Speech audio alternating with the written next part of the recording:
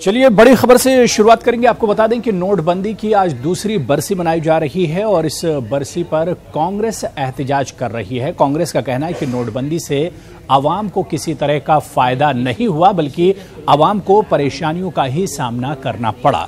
आपको बताते चलें कि कांग्रेस का कहना है कि इससे आम आदमी को सिर्फ परेशानियां ही लाहिक हुई, इसलिए नोटबंदी को मुल्क और आवाम के हक में करार नहीं दिया जा सकता।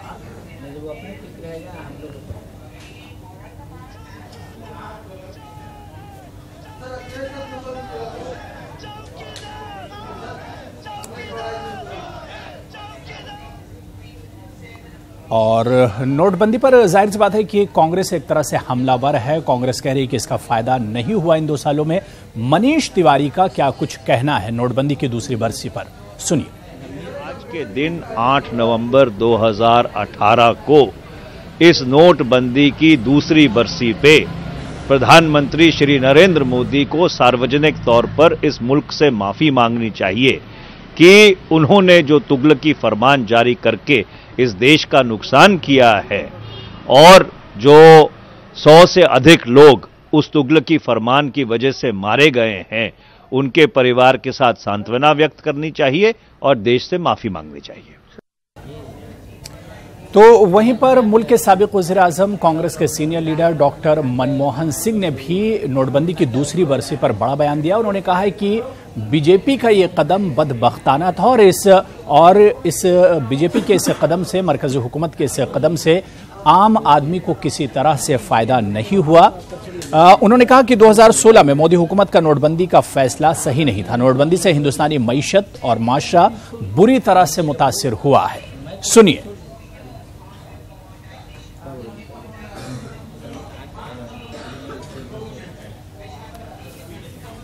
और चलिए इसी खबर पर और बातचीत करने के लिए सीधे दिल्ली का रुख करेंगे। नुमाइंदे रवि मिश्रा हमारे साथ रास्तौर पर दिल्ली से जुड़े हुए हैं। रवि, सबसे पहले आपसे ये जानना चाहेंगे कि नोटबंदी की दूसरी बरसी मनाई जा रही है, दिल्ली में क्या कुछ हलचल है? कांग्रेस प्रोटेस्ट कर रही है, आम लोगों का क्या कुछ कहना है इस दूसरी बरसी पर?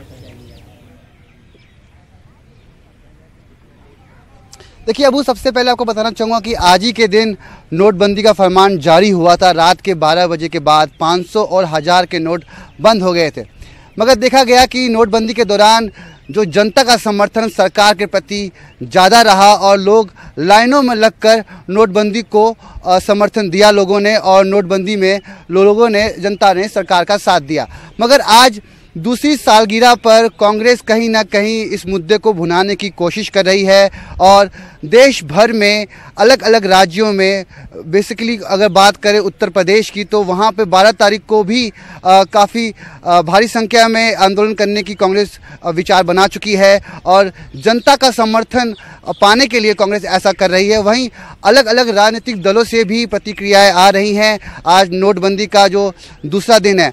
मगर देखा जा रहा है कि जिस तरह से इस नोटबंदी का समर्थन जनता ने किया, मगर आज कांग्रेस जो मुद्दा तलाशने की कोशिश कर रही है, उस मुद्दे में कहीं ना कहीं राजनीति भी देखी जा रही है, क्योंकि 2019 का चुनाव नज़दीक है और नोटबंदी एक ऐसा मुद्दा रहेगा कि जो कि 2019 के चुनाव में एक अहम भूमिका निभाएगा। और कांग्रेस ठीक उसी धर्रे पर चल रही है और कहीं ना कहीं जनता का समर्थन हासिल करने की कोशिश कर रही है, नोटबंदी की निंदा करते हुए। पूर्व प्रधानमंत्री मनमोहन सिंह ने भी आज अपनी बात रखी। वही अरुण जेटली ने भी इसका जवाब दिया कि नोटबंदी से विदेशों में जो काला धन था उसमें लगाम लाने की कोशिश हुई और कहीं ना कहीं करप्शन कम हुआ, बेरोजगारी कम हुई। मगर कांग्रेस का जो कहना है, कांग्रेस का जो स्टैंड है इस पर साफ तौर पर अबू ये है कि उनका कहना है कि नोटबंदी सफल नहीं था और कहीं ना कहीं जनता को काफ़ी दिक्कतों का सामना हुआ। अब देखना ये है कि किस तरह से राजनीति आगे इस मुद्दे पर गरमाती है। अबू बिल्कुल रवि, जाहिर सी बात है कि कांग्रेस 2019 से पहले इसे एक बड़े इशू और बड़े मुद्दे के तरह से देख रही है और अपोजिशन का काम यही होता है कि सरकार की अगर कमियां हैं तो उस पर उसे आवाम के सामने उठाना। लेकिन रवि मिश्रा, अगर इस पर आवाम की हम बात करें, इन 2 सालों में आवाम का क्या कुछ रिएक्शन और रद्द अमल है इस इशू को लेकर?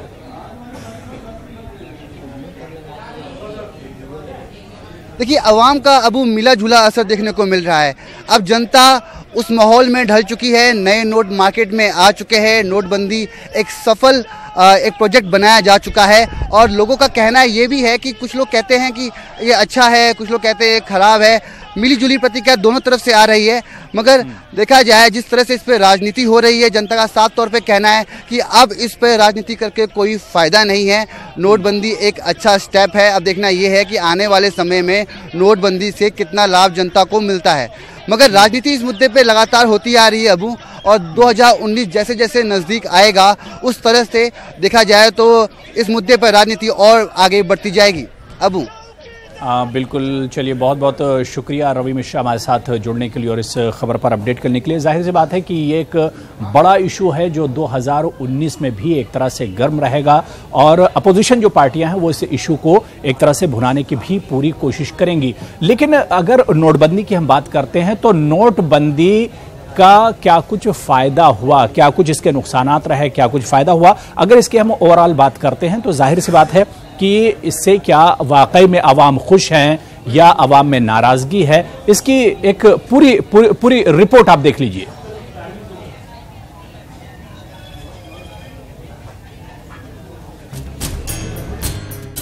यही वो दिन है जिसे हम नोटबंदी के नाम से जानते हैं। लाइनों में खड़े हुए लोग अपनी अपनी बारी के इंतजार में पसीज रहे थे। क्या रात और क्या दिन, आम लोगों के लिए सब बराबर था और इसकी वजह थी अपने बैंकों में जमाशुदा चंद रुपयों की बाजियाबी या फिर अपने पैसों को यकीनी बनाना ताकि उनके खून पसीने की कमाई चंद रद्दी कागजों की शक्ल में न रह जाएं। नोटबंदी के बाद 100 के करीब लोगों की हलाकतें हुई थी। हालांकि रिपोर्ट ये कहते हैं कि नोटबंदी में हलाकतें मुख्तलिफ बीमारियों की सबब हुई हैं, लेकिन इस बात से इनकार मुमकिन नहीं कि छोटे कारोबारियों की तिजारत पर गहरे असरात मुरतब हुए और बाजारों में सन्नाटा पिसरा रहा। आइए हम आपको बताते हैं कि नोटबंदी क्या है। नोटबंदी एक ऐसा अमल है जिसके तहत हुकूमत अपने किसी नोट को कानूनी तौर पर बंद कर देती है और इस पाबंदी के बाद इस नोट की कोई कीमत नहीं रह जाती। बंद की गई नोट से खरीदो फरोख्त, लेन देन और इस नोट का किसी तरह का इस्तेमाल गैर कानूनी करार दिया जाता है। नोटबंदी के दौरान अवाम की राहत के लिए हुकूमत एक मुअय्यना वक्त तक इजाजत देती है ताकि अवाम अपनी परेशानियों से निजात पा सके। आखिर इस नोटबंदी की जरूरत क्यों है? और इसकी वजह है ब्लैक मनी पर रोक लगाना, जाली नोटों पर रोक लगाना, गैर कानूनी फंडिंग की रोकथाम, हुकूमत की पहुंच से नोटों पर कदगन लगाना, मुल्क की माशी हालत को मैयार पर लाना, टैक्स की फराहमी को यकीनी बनाना, बाजारों की बढ़ती कीमतों पर रोकथाम, रोजगार में इजाफा करना, कलेक्शन ट्रांजैक्शन में इजाफा। ऐसा नहीं है कि मुल्क में नोटबंदी से सिर्फ फायदे ही फायदे हैं, नोटबंदी के मनफी असरात भी पड़ते हैं। जैसे नोटबंदी के दौरान बाजारों में मंदी, छोटे और मयारी तिजारतों में नुकसानात, जीडीपी पर गिरावट का खतरा, आम आदमी की मुश्किलों में इजाफा, लेन देन में दिक्कतें। और यही वजह है जिसकी वजह से बाजारों में सन्नाटा छा जाता है। नोटबंदी की वजह से हंगामी सूरत हाल जरूर पैदा होती है, लेकिन माहिर मुआशियात के मुताबिक इसके दूररस असरात मुरतब होते हैं। Bureau report, news 18 Urdu. तो कांग्रेस इस पूरे इशू को एक तरह से भुनाने की कोशिश कर रही है और उस वक्त सीधे आपको दिल्ली लिए चलेंगे जहां पर कांग्रेस के सीनियर लीडर आनंद शर्मा इस वक्त प्रेस कॉन्फ्रेंस कर रहे हैं। 90% असंगठित क्षेत्र पे, अनऑर्गेनाइज सेक्टर पे चलती हो, उसमें नकदी की आवश्यकता रहती है और दुनिया का कोई देश नहीं है,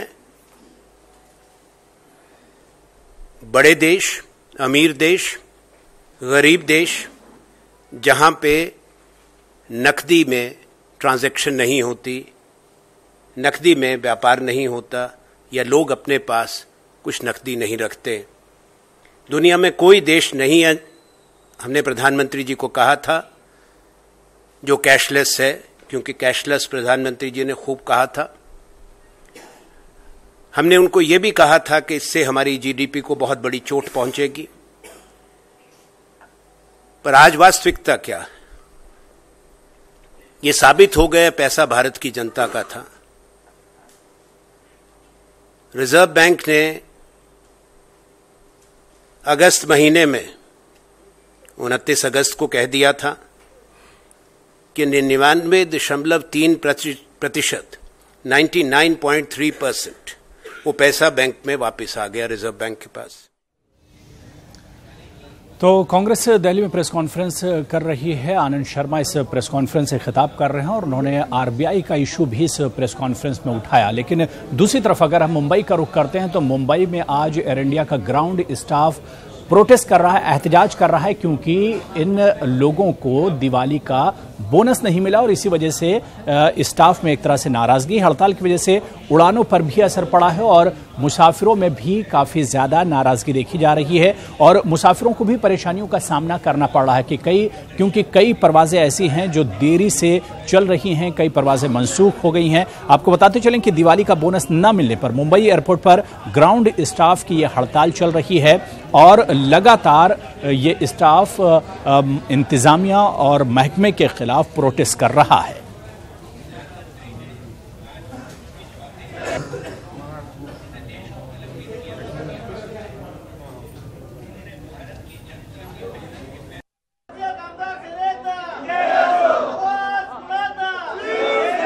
तिवारी राज तौर पर हमारे साथ जुड़े हुए हैं। सर्वेश, सबसे पहले अपडेट जानना चाहेंगे, क्या कुछ अपडेट है? क्या इंतजामिया और एडमिनिस्ट्रेशन ने स्टाफ ग्राउंड की कोई बात मानी है अब तक?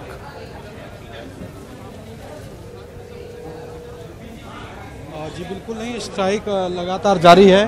तमाम जो स्ट्राइक पर गए हैं, तमाम महिलाएं, तमाम जो एयर इंडिया के जो यहाँ पर फिक्स टर्म बेसिस पे पिछले कई सालों से काम करने वाले स्टाफ आपको सामने दिखाई दे रहे हैं। जो नाराज़गी है वो इनकी नाराज़गी है कि पिछले कई दिनों से इनकी जो पूरी टीम है, इनकी तकरीबन 1,500 का एम्प्लॉय का आंकड़ा बताया जा रहा है। उनके साथ जो भी उनकी पॉलिसीज हैं उसको लेकर उन पर न्याय नहीं किया जा रहा है। साथ ही दिवाली के बोनस की जो संभावना थी वो तक नहीं आई है और देर रात से स्ट्राइक पर चले गए हैं। इन्हीं से जानते हैं कि क्या कुछ मांगे आप लोग की? जी सर, हमारी पहली मांग यही है कि हम जो 10-12 साल से काम जो कर रहे हैं, लेकिन हमें हमारे काम के हिसाब से हमको सैलरी नहीं मिल रहा है सर। हमसे पीछे जो आदमी काम कर रहा है उनको हमसे कई गुना ज़्यादा सैलरी मिल रही है, पोस्ट भी अच्छा मिल रहा है और हमको उसी काम के लिए हमको उनसे कम सैलरी मिल रही है। तो हमारी मैनेजमेंट से यही दरख्वास्त है कि हमारे काम को देख के और जो भी गवर्नमेंट ने हमें अप्रूव किया है वो सैलरी हमें मिलनी चाहिए। क्या कहेंगे आप लोग? महिलाएं हैं, घर भी संभालती हैं, काम भी करती हैं, त्योहार के मौके पे इस तरह से आप लोग को स्ट्राइक पे जाना पड़ रहा है? सर बिकॉज हम लोग को ये सैलरी का प्रॉब्लम है, ये तो है ही, और दिवाली के टाइम पे बोनस भी नहीं दिया है, प्लस कि किसी की शादी है, कुछ है, तो उन लोग के लीव्स भी कैंसिल कर दिए हैं बिकॉज ऑफ द ओकेशन। ये आप लोग कब तक स्ट्राइक करने वाले? क्या कुछ जो जस्टिस नहीं मिलता, यहाँ पे रोजाना 3 से लेके 4 रेजिग्नेशंस हो रहे, किसी को पड़ी नहीं है कि रेजिग्नेशंस क्यों हो रहे, और बल्कि वो लोग न्यू रिक्रूटमेंट कर रहे हैं। यहाँ पे जो है सस्टेन कर रहे हैं स्टाफ, उनको कुछ भी जस्टिस नहीं है और तुम लोग नए लेके आ रहे हो, तो हम लोगों की वैल्यू क्या है? हम लोग 6 साल से यहाँ पे है बट कुछ भी वैल्यू नहीं है। अब क्या करेंगे आप लोग? अभी तक कोई रिप्लाई नहीं आ गया है, देर रात से आप लोग स्ट्राइक पे, आगे क्या करने वाले? जब तक हमें प्रॉपर जस्टिस नहीं मिलता ये स्ट्राइक कंटिन्यू रहेगी। जब तक प्रॉपर जस्टिस नहीं मिलता, यानी कि न्याय नहीं मिलता, तब तक ये स्ट्राइक इनकी जारी रहेगी। और देर रात से ही एयर इंडिया की जो कुछ दर्जन जो फ्लाइट थी वो कैंसिल होने की बात सामने आ रही है। हालांकि ये स्ट्राइक को लेकर अपने एक प्रीमाइसेस में, जहाँ पर इनका भारतीय कामगार सेना का ऑफिस है जो इंडियन को रिप्रेजेंट करता है, उसके ठीक प्रीमाइसेस के बाहर ही खड़े हैं। बाहर कहीं शोर शराबा नहीं हो रहा है, लेकिन अपनी मांगों को लेकर अड़े हुए हैं। जी बिल्कुल। अब सर्वेश, यहाँ पर सवाल ये उठता है कि अगर इनका प्रोटेस्ट कंटिन्यू रहता है, इनकी जो मांगे अगर पूरी नहीं होती और इनकी हड़ताल जारी रहती है, तो किस तरह की परेशानियां आएंगी एयरपोर्ट के ऊपर? सर्विसेज में किस तरह की परेशानी आएंगी?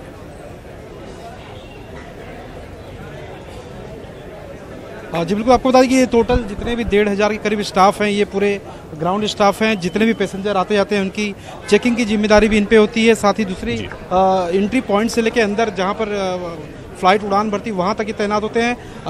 आपकी स्ट्राइक देर रात से चालू है, अब देर रात से लेकर दर्जन भर उड़ानें रद्द होने की खबर आ रही है। तमाम पैसेंजरों को इसकी परेशानी हो रही है, इसको लेकर क्या मैसेज देना चाहेंगे आप? क्योंकि उनसे आप लोग की कुछ नाराजगी तो नहीं है?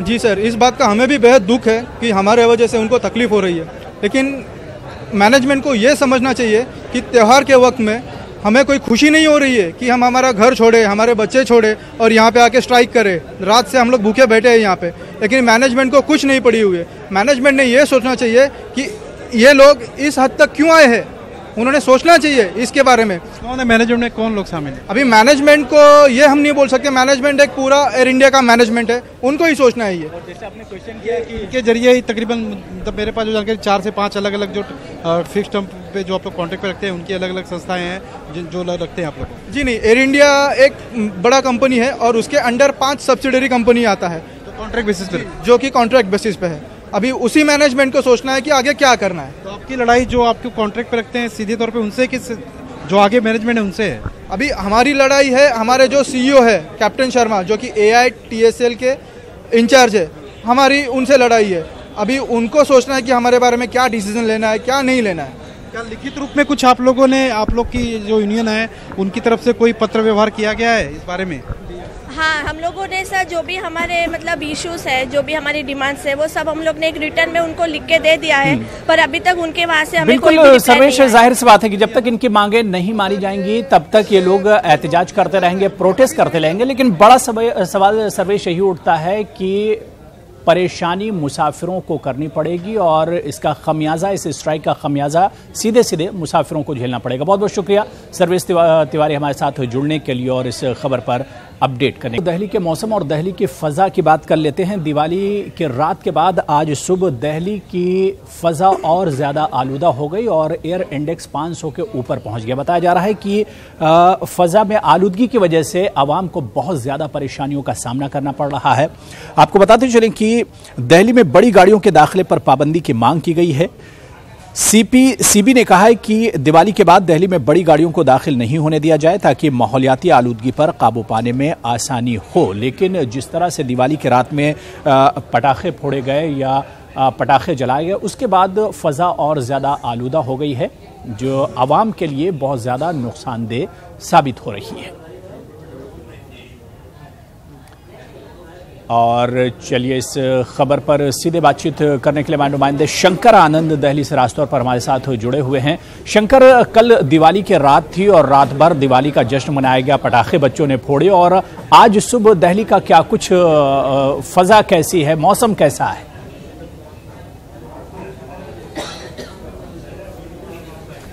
निश्चित तौर पे दिल्ली का जो मौसम की अगर बात करें तो ये कंडीशंस हैं सिर्फ कि दिल्ली वासी समझ सकते हैं, उसे महसूस कर सकते हैं। जैसे अगर हम अपनी बात करें तो आज सुबह से ही बहुत अच्छी कंडीशंस मैं इवन कि मैं महसूस नहीं कर पा रहा हूँ।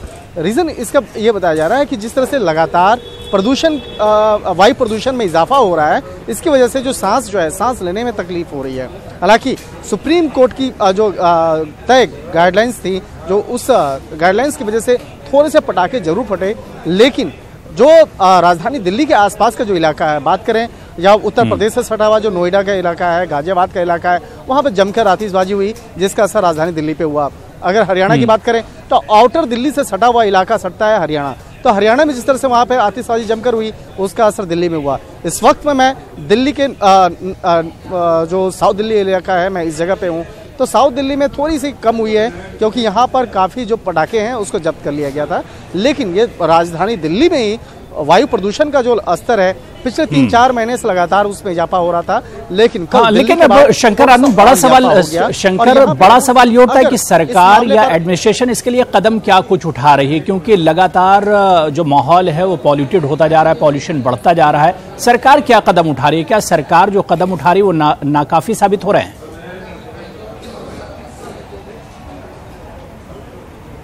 देखिए, सरकार जो कदम उठा रही है वो बहुत ज़्यादा ग्राउंड पे जो है वो असर दिख नहीं रहा है, और जब तक ग्राउंड पे वो उसका असर नहीं दिखेगा, जब तक हर एक लोग इस मामले को लेकर जागरूक नहीं होंगे, कुछ नहीं हो सकता है।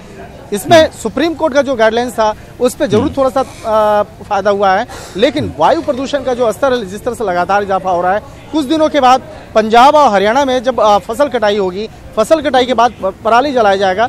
हालांकि पराली जलाने के पहले अभी किसानों को वहाँ जागृत किया जा रहा है, लेकिन अगर वहाँ जलाया जाएगा तो उसका असर राजधानी दिल्ली में होगा और काफ़ी बड़े स्तर पे होगा। राजधानी दिल्ली में जो अब फिलहाल कुछ दिनों पहले जो कंस्ट्रक्शन का काम है, निर्माण का, उसको रोक दिया गया है। अगर फिर अभी 1 महीने के बाद से अगर जब स्टार्ट होगा तो उसके वायु प्रदूषण के स्तर में और लगातार इजाफा होगा। तो ये जो सारी चीजें हैं इसके चलते वायु प्रदूषण के स्तर में लगातार इजाफा हो रहा है। बिल्कुल जाहिर सी बात है कि फजा जो है लगातार आलूदा हो रही है, उस पर कंट्रोल नहीं हो रहा है, जिसकी वजह से आवाम को परेशानियों का सामना करना पड़ा है। हालांकि इस पर आवाम को भी तवज्जो देने की जरूरत है, आवाम की भी जिम्मेदारी बनती है। बहुत बहुत शुक्रिया हमारे साथ शंकर आनंद जुड़ने के लिए और इस खबर पर बातचीत करने के लिए। और अब चलिए बात करेंगे मौलाना आजाद की शख्सियत के साथ हो रही नाइंसाफी की।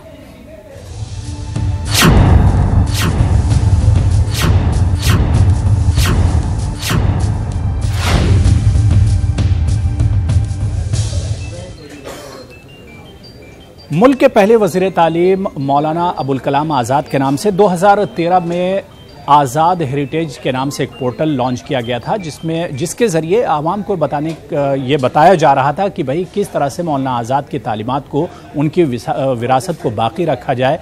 लेकिन 2013 में लॉन्च हुआ यह पोर्टल 6 महीने के बाद ही बंद हो गया और 2014 में ही ये पोर्टल बंद हो गया। और अब इस पोर्टल के बुरी हालात हैं। आपको बताते चलें कि जंग आज़ादी के अजीम कौमी रहनुमा मौलाना अबुल कलाम आज़ाद की मीरास को नौजवानों तक पहुंचाने के लिए 11 नवंबर 2013 को मौलाना आज़ाद हेरिटेज के नाम से पोर्टल लॉन्च किया गया था। लॉन्च होने के 6 महीने के बाद 2014 में पोर्टल बंद हो गया। बताया जा रहा है कि PIB की जानिब से पैसे अदा नहीं किए जाने की वजह से ये पोर्टल बंद हुआ, जो आज तक बंद है। साबिक मरकजी वजीर बराए अक़लियती उमूर के रहमान खान के हाथों इस पोर्टल का इफ्तिताह हुआ था।